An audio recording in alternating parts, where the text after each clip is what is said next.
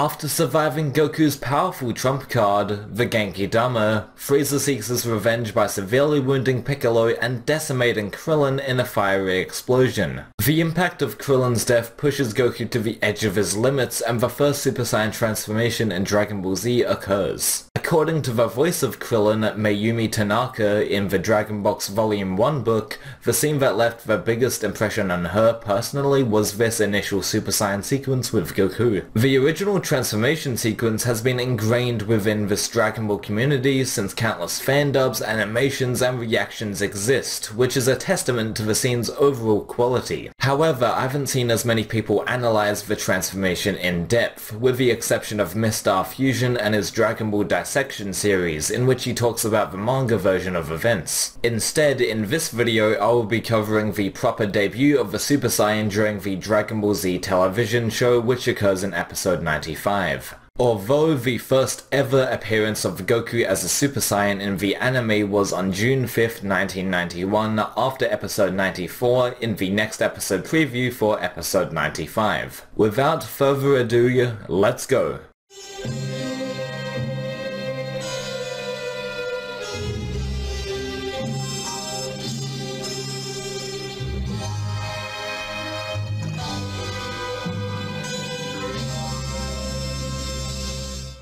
As mentioned before, the lead-up of the transformation begins when Krillin dies at the hands of the space tyrant Frieza on planet Namek. Episodes earlier in this arc, the term Super Saiyan is mentioned by Vegeta mainly as a legendary state achieved by the Saiyan race. If you want to get technical, the phrase actually originated from Dragon Ball Z Episode 5, as Nappa and Vegeta are discussing half-breed Saiyans, and Nappa goes on to label them as Super Saiyans, unrelated to the golden hair transformation though. Anyway, after Krillin dies and Frieza threatens to take out Gohan, we see a shot of Goku's back as he is shuddering in anger with sweat dripping across his face. He exclaims that Frieza will pay for that and how dare him, and there is a cut to a close-up of Goku's face with his eyes leaning towards the ground. When an individual stares at the ground in real life, it typically means that they are in a submissive or vulnerable state, and Goku's Super Saiyan sequence reflects that type of body language. This also comes back and plays a factor towards the tail end of the transformation, but we'll discuss that as it comes. The scene cuts to an overhead view of Goku, Gohan, and Piccolo, and this angle amplifies how the tide of the battle has now swung into Frieza's favor. This concept is pushed further since Frieza is above Goku and the remaining gang, both power-wise before the Super Saiyan transformation takes effect at least, and literally as he is situated on a higher platform. This is similar to Goku Jr.'s position when his henchmen defeat Piccolo in the beginning of Dragon Ball Z Movie 1, which my analysis of that scene will be linked down below. After Frieza chuckles at Goku's expense regarding Krillin's death, we see him shake excessively at this point, and it quickly cuts to another close-up of his face swinging up and then back down, almost uncontrollably it seems. Goku remains in a firm stance throughout the Super Saiyan transformation, but at the same time he is shaking. In the next shot, we see Goku's face from a side angle where the viewers can see more of the sweat and sun lighting onto him. The sequence follows with a landscape shot of Namek as electricity beams down and crashes with the waves. The ocean waves colliding symbolized Goku and his high volumes of emotion during the Super Saiyan transformation, which is a perfect aesthetic choice added to the anime. The ground shatters and various rocks and smoke shoot up into the air as Goku continues to shake in a fit of anxiety and rage. When Goku's head waves back up, we see our first look at the iconic blonde hair, but it's only a short spark before it reverts back to the traditional black-haired Goku. Most of Nozawa's performance here is echoed, which was used to draw out the unsettling feel and intrigue of the scene. The black to blonde to black hair color transition continues, along with Goku still staring at the ground with a raging fury inside of him. When the transformation reaches its final stages, Goku unleashes a powerful scream and is completely engulfed in a gold aura with fully blonde hair. The final scream by Goku has a deeper sound added on than usual screams in Dragon Ball Z. I believe this sound effect was included to establish the animosity and primal nature of the Super Saiyan form. I'm aware that this type of scream has been used prior in the Dragon Ball anime and later on in Dragon Ball Super, but still, I believe this effect was included to establish the animosity and primal nature of the Super Saiyan form. The deeper scream also represents the intense amount of aggression that Goku experiences in this moment. Nozawa's scream and the animation are not in sync properly, but this could be intentional, who really knows? While the screaming is occurring, Goku's mouth remains shut, almost like there is some sort of inner power eager to be unleashed through his aggression while Goku is attempting to maintain his anger, but he can't and the power consumes him with a huge flow of golden ki released, and that's where we get the Super Saiyan form. Now this is just one interpretation on how things are,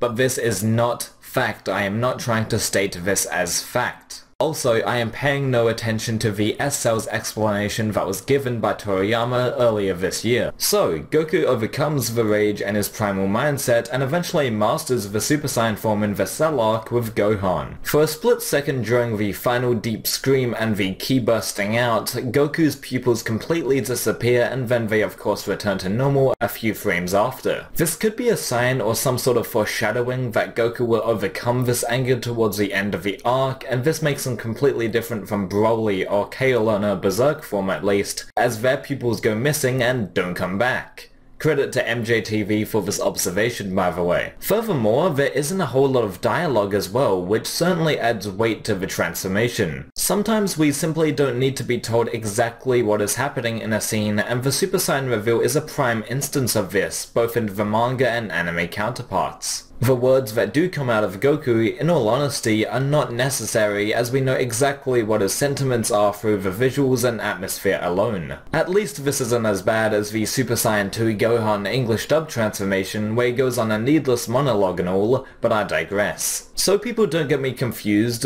the final scream being at a deeper tone and the echoed grunts by Nozawa add a ton of atmosphere and intrigue to the scene, but the dialogue itself, the sentences that Goku speaks, is unnecessary, at least to me. Additionally, as Goku is in the Super Saiyan state fully, his body language changes with him looking directly up, ready to kick the shit out of Frieza. This greatly contrasts to the beginning of the transformation where Goku seemed submissive, looking down towards the ground and shuddering. One aspect that increases the atmosphere of the scene drastically is the sound design and Kikuchi's wonderful music. I've already discussed Nozawa's grunts and screams, but another example of great direction is when Krillin is killed off, and there is a somber feeling as debris starts falling from the sky to Namek ground. This feeling is achieved through silence and then the music slowly creeping in over time. The original Super Saiyan transformation isn't supposed to be badass or action heavy in my opinion, but instead it relies on mystery and the idea of turning something extremely negative into a positive outcome, which Goku does, as the power he receives eventually helps him defeat Frieza. In the manga, Goku's turn into a Super Saiyan seems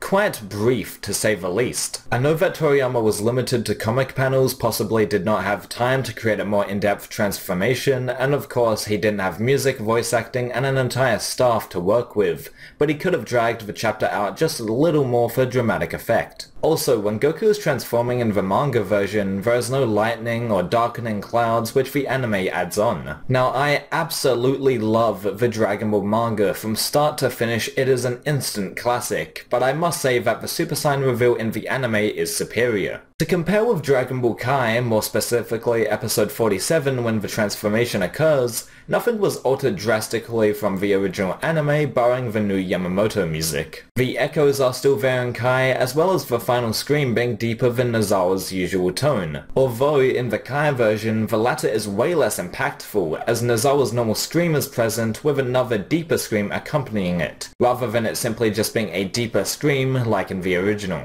To better understand what I mean, here is a comparison of the two scenes.